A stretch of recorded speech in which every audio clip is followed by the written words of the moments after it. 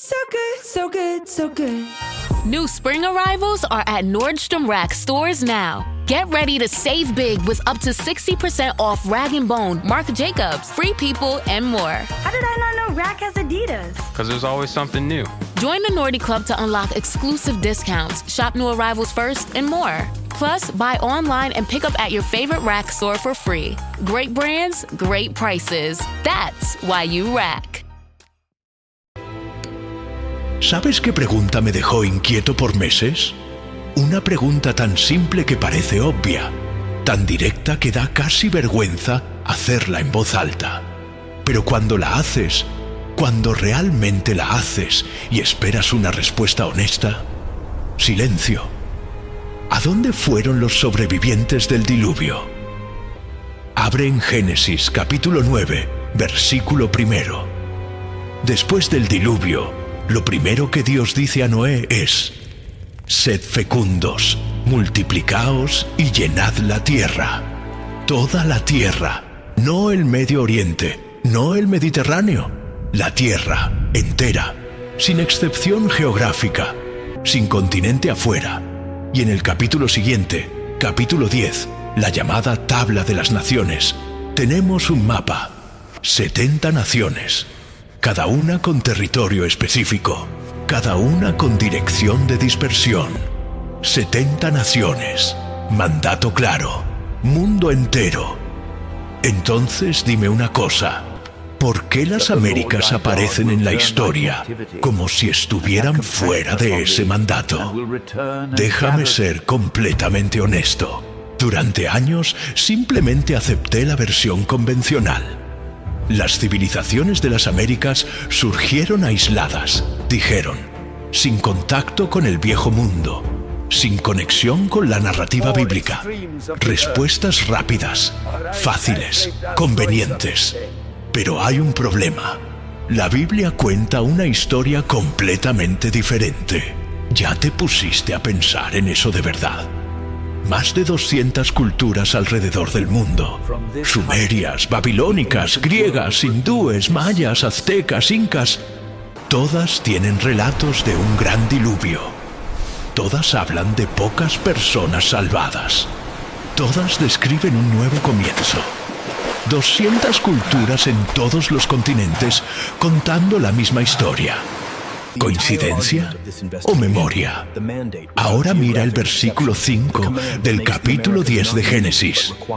De estos se poblaron las costas de las naciones en sus tierras. Las costas de las naciones. ¿Sabes lo que la palabra hebrea usada allí significa? Iyi. Costas distantes, extremidades del mundo, los lugares más allá del mar conocido, los límites del mundo antiguo. ¿Y quién estaba más allá de los límites del mundo antiguo? Las Américas. Pero espera, hay algo que los científicos descubrieron recientemente que sacudió todo lo que yo pensaba sobre esto. Los datos geológicos confirman que durante el período postdiluviano, el nivel del mar era significativamente más bajo. Lo que hoy es océano profundo era tierra transitable. Puentes terrestres que existían en aquella época desaparecieron debajo de las aguas con el tiempo. Uno de ellos ya conoces, el estrecho de Bering, entre Siberia y Alaska. La ciencia acepta esa ruta sin dudar, pero existe otra ruta, por el Atlántico Norte, que también era viable, que dejó rastros físicos, que explica cosas que la ruta de Bering simplemente no consigue explicar. ¿Por qué esa ruta es tratada con tanto escepticismo? ¿Por qué una es aceptada y la otra es tabú? No voy a prometerte respuestas absolutas.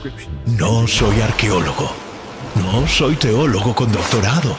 Soy alguien que hizo una pregunta incómoda y no consiguió parar de buscar respuestas. Déjame contarte algo. Cuando empecé a conectar esos puntos, los textos, los datos, los patrones, tuve una noche en que no conseguí dormir. No de miedo, de asombro, porque de repente el mapa que tenía en la cabeza sobre la historia humana quedó demasiado pequeño, muy pequeño. Lo que descubrí fue una convergencia, evidencias de lugares completamente diferentes, genética, textos bíblicos, tradiciones orales, datos geológicos, todas apuntando a la misma dirección.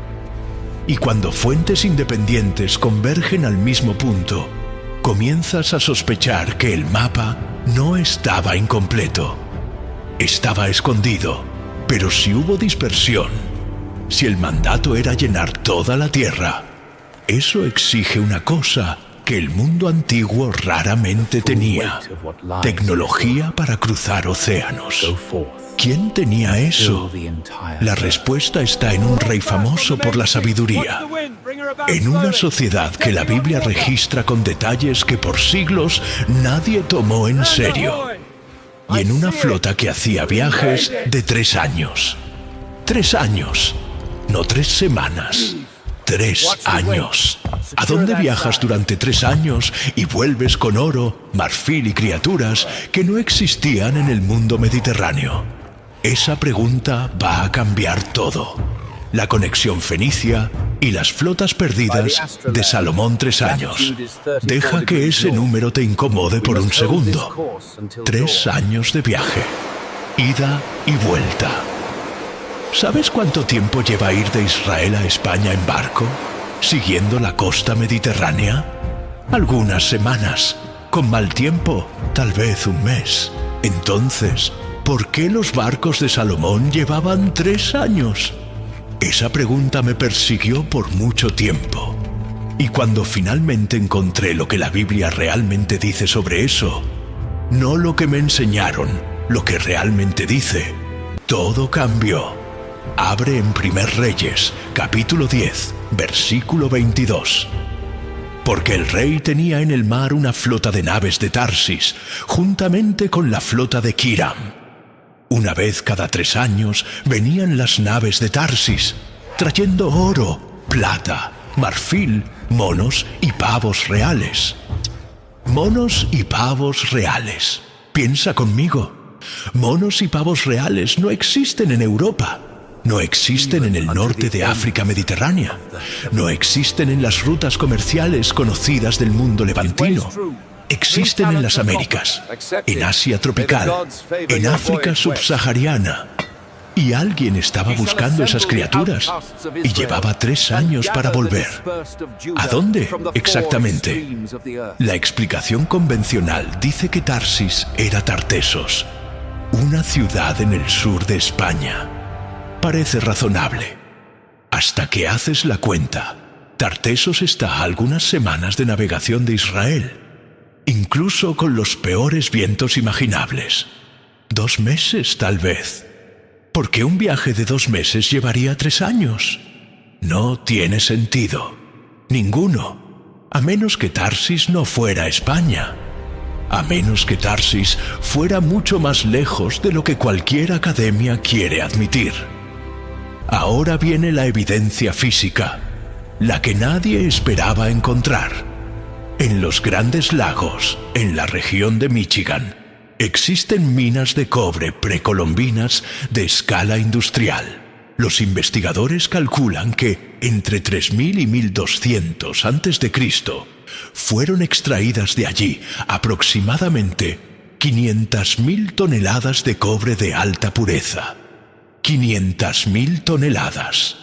¿Sabes cuánto de esa producción fue encontrada en sitios arqueológicos nativos americanos de la región? Una fracción. Desproporcional. Inexplicable. ¿A dónde fue el resto? Espera un momento. Análisis espectrométricos. Pruebas que identifican la firma química de los metales. Encontraron cobre con composición isotópica del Medio Oriente Antiguo en sitios precolombinos en Perú y México. No es teoría, son datos de laboratorio. Y la técnica de fundición encontrada en esas minas, sin ningún paralelo en las culturas locales anteriores, es idéntica a la técnica metalúrgica del Levante antiguo. Idéntica. ¿Cómo es posible eso si no hubo contacto? Hay algo más que necesito mostrarte, y este me dejó sin respuesta por días. En 1970, el explorador Thor Heyerdahl construyó una embarcación de papiro y navegó de Marruecos hasta Barbados en 57 días. 57 días, con tecnología primitiva. ¿Sabes por qué? Porque la corriente del Golfo, una corriente oceánica que fluye naturalmente del litoral africano hacia el Caribe, funciona como una autopista oceánica. Cualquier embarcación que entre en ella es llevada hacia el oeste. No era imposible cruzar el Atlántico. Era inevitable para quien supiera navegar. Y los fenicios, los socios de Salomón, eran los mayores navegantes que el mundo antiguo jamás produjo. Entonces, las flotas llegaron, trajeron metal, conocimiento, y tal vez mucho más que eso, porque en 722 a.C., 10 tribus enteras de Israel desaparecieron del mapa de la historia. El imperio asirio las deportó. La versión oficial dice que simplemente se disolvieron en los pueblos de la región. Pero déjame hacerte una pregunta simple. ¿Conoces algún pueblo en la historia que simplemente se disolvió? Ningún pueblo se disuelve. Va a algún lugar. Y entonces, pocos siglos después de la desaparición de esas 10 tribus, algo extraordinario comenzó a suceder en el continente americano. Algo que la ciencia hasta hoy no consigue explicar completamente. El desaparecimiento de Israel y lo que surgió en las Américas. ¿Sabes qué versículo de la Biblia me incomodó profundamente cuando entendí lo que realmente decía? Uno que todo el mundo lee, pero casi nadie para a pensar en lo que significa de verdad. Abre en Amós, capítulo 9, versículo 9. Dios habla sobre Israel. Haré que la casa de Israel sea zarandeada entre todas las naciones, como se zarandea el grano en la criba. Zarandeada entre todas las naciones. La palabra hebrea usada allí es nua, movimiento activo, continuo, como granos que se desplazan en una criba, que van de un lado a otro. No disolución, movimiento, para todas las naciones. Ahora viene la pregunta que no me dejó dormir. En 722 a.C., el imperio asirio deportó las 10 tribus del reino del norte de Israel. Rubén, Gad, Manasés, Efraín, Isaacar, Zabulón, Dan, Aser, Neftalí, Simeón. 10 tribus, una nación entera. La historia oficial dice que fueron asimiladas, que se mezclaron con los pueblos de Asiria y dejaron de existir. Pero abre en Isaías, capítulo 11, versículos 11 y 12. El Señor volverá a extender la mano para rescatar el remanente de su pueblo y congregará a los dispersos de Israel de los 4 extremos de la tierra. Los 4 extremos de la tierra, no el Medio Oriente. Los 4 extremos. Si se disolvieron en Asiria, ¿por qué la profecía habla de rescatarlas de los 4 extremos de la tierra? Y aquí es donde la cosa se pone realmente perturbadora. Porque lo que comienza a aparecer en las Américas en los siglos siguientes a la desaparición de esas tribus es algo que la ciencia convencional todavía hoy no consigue explicar completamente. Culturas con astronomía avanzada surgiendo de la nada. Monoteísmo funcional en pueblos que el mundo académico trata como politeístas. rituales de purificación idénticos a lo que la ley de Moisés prescribía, tradiciones orales de origen más allá del océano, de la nada. ¿Coincidencia? Escucha lo que los ancianos cherokee preservaron por generaciones. Una tradición oral describe que su pueblo vino de más allá del gran océano oriental. No del norte, no del bosque, del océano oriental. Los navajo tienen una narrativa de creación con diluvio universal, construcción de una torre y dispersión de naciones por el mundo. Estructura que refleja Génesis, capítulos 6 al 11, en secuencia y simbolismo. Los Lakota describen al Gran Espíritu como uno, indivisible, imposible de ser representado por imagen. Monoteísmo, funcional, en un continente. Pero hay algo todavía más específico que me sacudió hasta la médula, entre tú y yo. Esto es el tipo de cosa que lees una vez y no puedes ignorar más. James Adair fue un comerciante británico que vivió 40 años entre las tribus del sudeste americano en el siglo XVIII. En 1775 publicó un libro y catalogó 23 paralelos estructurales entre las lenguas y prácticas rituales nativas y el hebreo bíblico. 23. No palabras parecidas por casualidad. Estructura gramatical, vocabulario ceremonial, nombres divinos, prácticas de pureza alimentaria que comparó directamente con las leyes del Levítico. Esto antes de cualquier misión cristiana sistemática en la región. ¿Cómo llegaron esas prácticas allá? Y entonces está la genética. El haplogrupo X2A, una marca específica en el ADN mitocondrial. Aparece en 2 poblaciones del mundo con frecuencia significativa: nativos americanos del nordeste y poblaciones del Medio Oriente. Pero no aparece en las poblaciones siberianas. No aparece en los grupos que cruzaron el estrecho de Bering, que sería el único eslabón de unión en la teoría convencional. El eslabón que debería existir no existe. La conexión que no debería existir existe. ¿Cómo? No tengo todas las respuestas. Admito eso sin vergüenza. Pero el patrón, tradiciones orales, prácticas rituales, marcadores genéticos, lengua, todos apuntan a la misma posibilidad. Las tribus perdidas de Israel no se disolvieron. Fueron a los extremos de la tierra, exactamente como la profecía decía. Y lo que dejaron atrás, en ritual, en lengua, en gen, está esperando ser reconocido. Pero hay una evidencia todavía más concreta, todavía más imposible de ignorar. Piedras, con palabras escritas, en alfabeto que no debería existir en este continente. Inscripciones, templos y la geometría que no debería existir. 1889. Un equipo del Smithsonian Institution, la institución arqueológica más respetada de Estados Unidos, excava un montículo funerario en Bad Creek, en Tennessee. Dentro de una sepultura intacta, sin señal alguna de violación, encuentran una piedra con inscripciones. Durante casi 100 años, nadie prestó atención.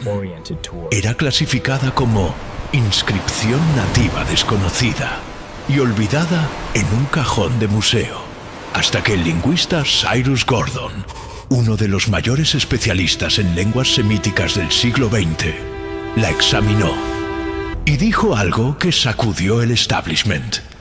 Esto es hebreo paleohebreo, del siglo I o II después de Cristo. Espera un momento. Hebreo paleohebreo, encontrado por el Smithsonian, en sepultura intacta, en Tennessee. Deja que eso aterrice. La reacción de la academia fue inmediata. Negación, silencio, reclasificación como posible fraude. Pero nadie explicó cómo un falsificador habría colocado aquella piedra dentro de una sepultura sellada sin disturbar la estratigrafía alrededor? Nadie respondió eso. Es más fácil llamarlo fraude que responder la pregunta. Pero Bat Creek no estaba sola. En Nuevo México existe una roca de basalto con una inscripción en paleohebreo conocida como Piedra de los Lunas. El texto grabado allí es el Decálogo, los 10 mandamientos, en el alfabeto que el judaísmo usaba antes del exilio babilónico. En Ohio fueron encontradas las tablillas de Newark, objetos con inscripciones hebreas dentro de un contexto arqueológico documentado. 3 sitios, 3 estados diferentes. El mismo problema para la arqueología convencional. No deberían existir, porque un artefacto con inscripción semítica encontrado en contexto documentado es descartado más rápido que un artefacto sin inscripción alguna. Piensa conmigo. Si la evidencia confirma lo que ya creemos, es aceptada. Si contradice, es fraude.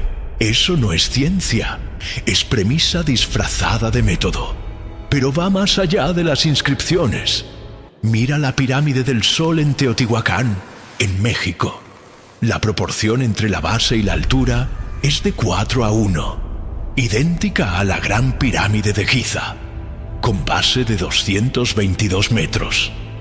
Misma orientación cardinal, 2 continentes, la misma proporción. ¿Coincidencia?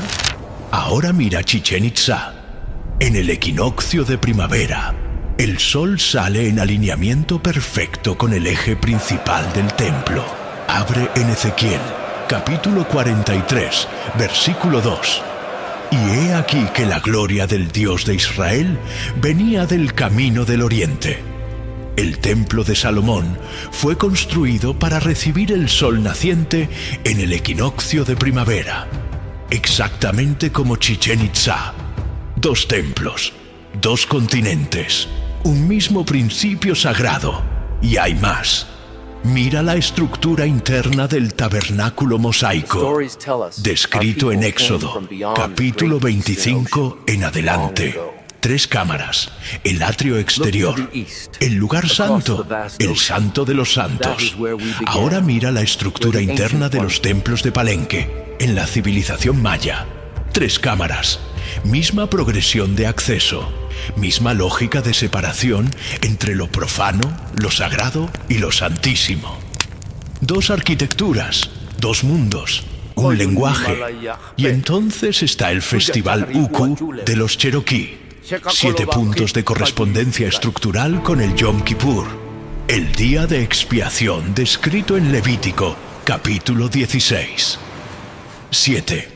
Chivo expiatorio simbólico, ayuno comunal, purificación con agua y fuego, sacerdocio hereditario, vestiduras blancas reservadas exclusivamente para el ritual. James Adair documentó esto en el siglo XVIII, antes de cualquier influencia misionera cristiana sistemática en la región. ¿Cómo? ¿Cómo 7 elementos rituales específicos de una ley dada a Moisés en el desierto aparecen preservados en tribus del sudeste americano que nunca, oficialmente, tuvieron contacto con Israel? Piedras con inscripciones que no deberían existir. Templos con geometría que no debería coincidir. Rituales que no deberían ser iguales. Y aún así son. Todo apunta al mismo lugar, al mismo origen, a una alianza que no quedó confinada al Medio Oriente. En el próximo capítulo voy a mostrarte lo que pasa cuando pones todas esas piezas juntas al mismo tiempo, porque el mosaico completo es todavía más perturbador que cada pieza separada. Cuando todo apunta al mismo lugar, déjame hacerte una pregunta directa.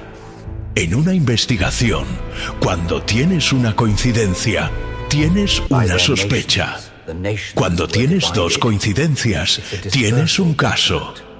Cuando tienes 5 evidencias independientes convergiendo al mismo punto, ¿Qué tienes?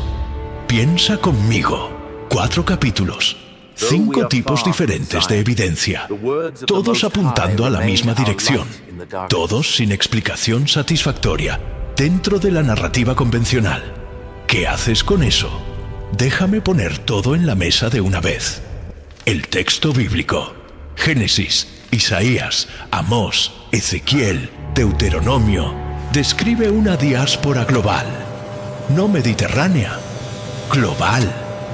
El mandato de llenar toda la tierra no tenía frontera geográfica. Las costas de las naciones del capítulo 10 de Génesis apuntan a los extremos del mundo conocido. La metalurgia, 500.000 toneladas de cobre, desaparecen de los grandes lagos. Análisis de laboratorio encuentran firmas isotópicas del Medio Oriente en sitios precolombinos. Técnicas idénticas a las del Levante antiguo aparecen en culturas que nunca deberían tenerlas. Las inscripciones, hebreo paleohebreo, encontrado por el Smithsonian en sepultura intacta. El decálogo grabado en basalto en Nuevo México, con textos arqueológicos documentados, descartados sin análisis forense. La etnología, 23 paralelos entre lenguas nativas y hebreo bíblico. 7 correspondencias estructurales entre rituales cherokee y el Yom Kippur.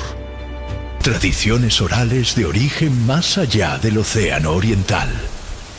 Monoteísmo funcional, donde la teoría convencional no esperaba encontrarlo. La genética, el haplogrupo X2, presente en nativos americanos y en poblaciones del Medio Oriente. Ausente exactamente donde debería estar si la ruta de Bering fuera la única explicación. 5 ejes, independientes entre sí, convergiendo. Ahora viene la pregunta que nadie quiere responder en voz alta. ¿Cuál es la probabilidad de que 5 fuentes independientes converjan a la misma dirección por pura coincidencia? La narrativa convencional exige que creas que cada una de esas convergencias es accidental, independiente, sin conexión causal. La narrativa bíblica exige solo una cosa: que el mandato de Génesis, capítulo 9, versículo 1, llenad la tierra, haya sido cumplido integralmente. ¿Cuál de las dos pide más de tu fe? Espera un momento. Déjame mostrarte algo que me sacudió cuando puse los números lado a lado. Alrededor de 2200 a.C., dispersión postdiluviana. Primeras migraciones a las Américas. Mandato cumplido. Tierra siendo llenada. Alrededor de 1000 a.C. Las flotas de Salomón navegando por 3 años. Y el cobre de los grandes lagos comienza a desaparecer sin explicación. En 722 a.C., las 10 tribus desaparecen del mapa. Y entonces, en los siglos siguientes, culturas con astronomía avanzada, rituales sin precedente y monoteísmo funcional surgen de la nada en las Américas. Alrededor del año 1000 después de Cristo, los vikingos llegan a Canadá, y hoy eso es arqueología irrefutable. Nadie lo cuestiona más. 1492. Colón descubre un mundo que, según todo lo que vimos, ya conocía la alianza hace más de 3000 años. No es una línea de tiempo especulativa. Es la superposición de eventos que la historia convencional trata como separados y que, cuando colocados juntos, cuentan una historia completamente diferente. Déjame ser honesto sobre lo que no estoy diciendo. No estoy diciendo que todos los pueblos nativos americanos son descendientes de israelitas. La diversidad cultural de las Américas es real y rica. No estoy descartando la ruta de Bering. Explica parte de la historia. Lo que estoy diciendo es que las convergencias son demasiado numerosas para ser ignoradas. Y que la pregunta que nadie hace, ¿quién se beneficia de mantener el nuevo mundo como nuevo? Merece una respuesta seria. Déjame ser completamente honesto contigo ahora. Este fue el momento de mi investigación en que necesité parar, sentarme, quedarme quieto, porque si las Américas hacen parte de la narrativa bíblica, ¿qué cambia eso en la forma como lees las profecías de restauración? ¿Qué cambia eso en la forma como entiendes el mandato de Dios para la humanidad? ¿Y qué dice eso sobre un Dios que ordenó que toda la tierra fuera llenada? Y que esa orden fue cumplida, aunque la historia oficial prefiera no verlo. Eso cambia todo. No para mí, para ti. ¿Qué vas a hacer con esto? No estoy pidiendo que creas en todo lo que vimos aquí. Estoy pidiendo que respondas una pregunta honesta. Solo una. Si Dios ordenó que toda la tierra fuera llenada y 70 naciones fueron mapeadas para hacer eso, ¿por qué aceptas sin cuestionar que el mayor continente del hemisferio occidental quedó fuera? ¿Por qué 500.000 toneladas de cobre desaparecen de los grandes lagos y nadie pregunta a dónde fueron? ¿Por qué el Smithsonian encuentra hebreo en una sepultura intacta y la respuesta es silencio? ¿Por qué el haplogrupo X2 conecta nativos americanos al Medio Oriente, pero no a los siberianos, que deberían ser el eslabón de la teoría oficial? ¿Por qué esas preguntas incomodan tanto? A lo largo de 5 capítulos, construimos un caso, no una teoría de conspiración. Un caso, contextos bíblicos, datos geológicos, análisis espectrométricos de laboratorio, registros etnológicos, marcadores genéticos. Un caso que apunta a algo simple y al mismo tiempo enorme. La historia de las Américas no comienza en 1492 y el mandato de Génesis, capítulo 9, versículo 1, no tenía excepción geográfica. Abre en Deuteronomio, capítulo 30, versículos 3 y 4. Moisés habla al pueblo antes de entrar a la tierra prometida. El Señor tu Dios te congregará y te recogerá de entre todos los pueblos, entre los cuales te esparció el Señor tu Dios. Aunque tus desterrados estén en los extremos del cielo, el Señor tu Dios te juntará de allá. En los extremos del cielo, no en el Medio Oriente, no en el Mediterráneo, en los extremos. Si eso es verdad, si la dispersión fue a los 4 extremos de la tierra, como Isaías dice, como Amós dice, como Deuteronomio dice, entonces la historia que aprendiste sobre las Américas está incompleta, no por accidente. Déjame ser directo sobre lo que eso significa espiritualmente. Si Dios cumplió el mandato de llenar toda la tierra, si los linajes llegaron al continente americano, si la alianza fue llevada a los extremos del mundo conocido, entonces ese Dios no es un Dios regional. No es el Dios del Medio Oriente. Es el Dios de toda la tierra, literalmente. Y si tuvo el cuidado de mover pueblos, culturas y linajes a los extremos del mundo para cumplir una promesa, ¿qué dice eso sobre el cuidado que tiene contigo? Piensa en lo que estamos diciendo. En el fondo, si la tabla de las naciones es un documento real de dispersión, si las flotas de Salomón llegaron al continente americano, si las 10 tribus perdidas fueron a los extremos de la tierra, como la profecía decía, entonces el Nuevo Mundo no fue descubierto en 1492. Fue reencontrado. Y la historia que aprendiste sobre las Américas no es la historia completa. Es la versión que cupo en la narrativa europea. No tengo todas las respuestas. Ya dije eso antes y repito sin vergüenza. Pero tengo una convicción. Las preguntas correctas, hechas con honestidad, seguidas con coraje, cambian todo. Y tengo una última pregunta para ti. Si todo lo que vimos aquí tiene sustancia, si las evidencias apuntan a dónde parecen apuntar, ¿qué cambia eso en la forma como lees la Biblia? Porque tal vez el texto que conoces sea mucho mayor de lo que te enseñaron. Tal vez el Dios que mandó llenar la tierra haya hecho exactamente eso. Y nosotros, por siglos, estuvimos leyendo la historia con la mitad del mapa escondida. El nuevo mundo nunca fue nuevo.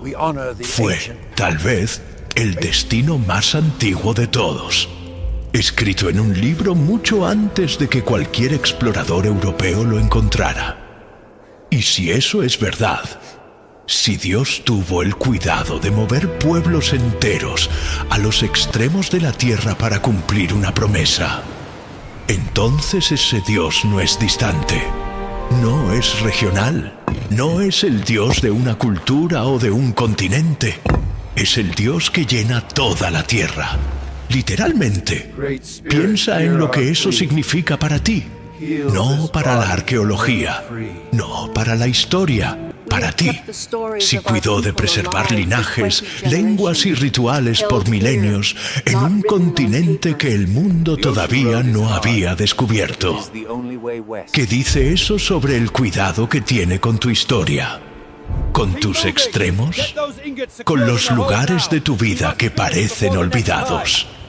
La cuestión no es si esto es posible. La cuestión es, ¿qué vas a hacer con esto ahora? ¿Vas a cerrar este video y continuar con las respuestas fáciles? Las que no exigen que revises nada. ¿O vas a hacer la pregunta que la mayoría de las personas tiene miedo de hacer en voz alta? Si algo aquí resonó, si este malestar es real, no lo ignores. Escribe en los comentarios, quiero saber más. 3 palabras, pero me dicen que estás listo para continuar esta investigación, porque esta historia tiene más capítulos y el próximo cambia todo.